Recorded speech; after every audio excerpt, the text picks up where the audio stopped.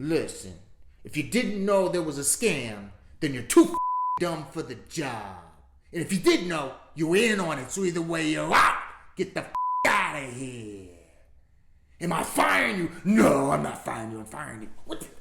The Saint Libcom podcast presents Counterculture. Escape the Democrat plantation. Wake up.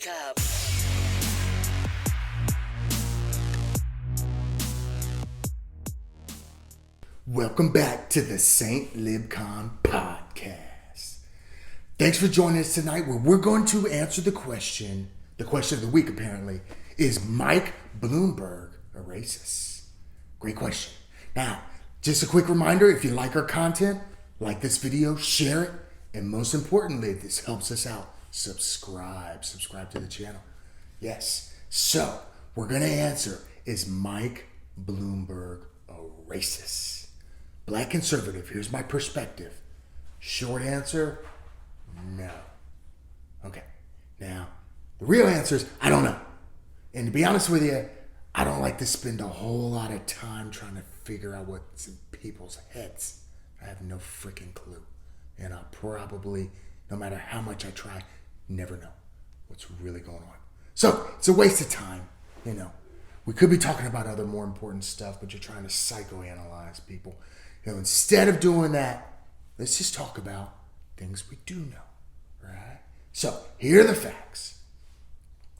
As you probably heard, some audio was released that Bloomberg didn't want out there, obviously. And it was talking about stop and frisk. And yeah, he said some things that most people would think were racist, had a racist tone. I mean, if a Republican said it, then we would know it was racist and the media would tell us it was racist, so it would be obviously racist, right? But Bloomberg is running for a Democrat nomination. So anyway, he's talking about stop and frisk, right? And first, what is stop and frisk? Just in case you don't know. All right, stop and frisk is where in New York, for many, many years when he was mayor, and before him and a little after him, you know, they would just stop black people on the street and they go, you're black, you're young, you look like you got a gun, I'm gonna frisk you. And they'd throw you up against the wall and they'd frisk you and find marijuana and then arrest you for that instead. So, here's the problem with stop and frisk. It's unconstitutional, all right? I mean, you can't make up laws or implement laws that are unconstitutional. Why is it unconstitutional? Because the Fourth Amendment, it prohibits unreasonable searches and seizures. But we're talking about unreasonable searches. It's not reasonable to just think any young, like Michael Bloomberg explained it. 95% of your murderers and murder victims fit one MO. You can just take the description, Xerox it, and pass it out to all the cops. They are male, minorities, 15 to 25. That's true in New York. It's true in virtually every city. And that's where the real crime is. You've got to get the guns out of the hands of the people that get killed. So you want to spend the money, put a lot of cops in the street, put those cops where the crime is, which means in minority neighborhoods. So illegal, all right? Why does the Fourth Amendment, why does the Constitution protect against this stuff? Well, think about it. Think about this. Think about how it was applied under Bloomberg, just from his own words, right? Exactly what he said. He said, you could search people just because they look suspicious, right? And that is what was going on. And they're sending all the cops into black neighborhoods, right? And they're stopping people. And like I said, and like he said, they're arresting a whole bunch of minorities, a whole bunch of black kids for having marijuana. People say, oh my God, you are arresting kids for marijuana that are all minorities. Yes, that's true. Why? Because we put all the cops in the minority neighborhoods. Yes, that's true. Why do we do it? Because that's where all the crime is. Now, the Fourth Amendment doesn't let you do that because you can take that power of the government and intentionally target a community like the black community and get them in the criminal justice system And this, my friends, is the real system, okay? It's what most black people, what most of us would consider white supremacy, okay? I look at it as more control and oppression, all right? Because I think they would do it to white people as well. But here's what's going on. Once you're in the criminal justice system, you have an arrest on your record, right? Because you just got stopped and frisked, right? And you had some pot on you. Just like, look, marijuana consumption is the same percentage in the white community and the black community, right? But you're a lot more probable to get arrested in the black community for having marijuana in you. Why? Because of the way things like stop and frisk under Mike Bloomberg were implemented. And that's why you can't have it. Because once you're in the criminal justice system, then you can't get a job. You got to put that on your resume, right? Yeah, I got a, drug charge. They don't want to hire you. You grow up, you're resource deprived in that community anyway. So how are you going to eat, live, take care of your family? More crime. So then you're back in, right? Now you really can't get a job because you got a felony. You can forget about it now.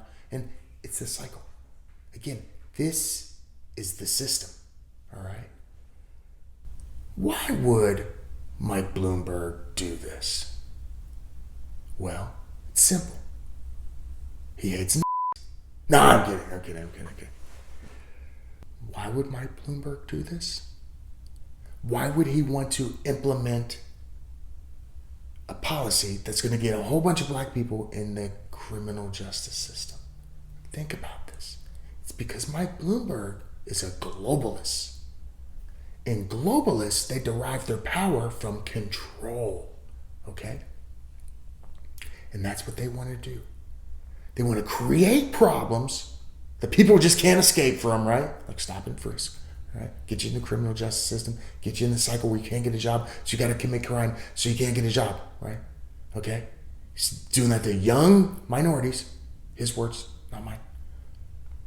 Why would he do that? Because if they can control you, if they can create an environment that you can't escape, they can blame it on the other guy's racism, right? And promise you that they're going to fix it, right? Like give you free all right? That's how they're going to fix it. And they say nice things, and then you vote for them. That's how they control your vote. That's why they do this type of stuff.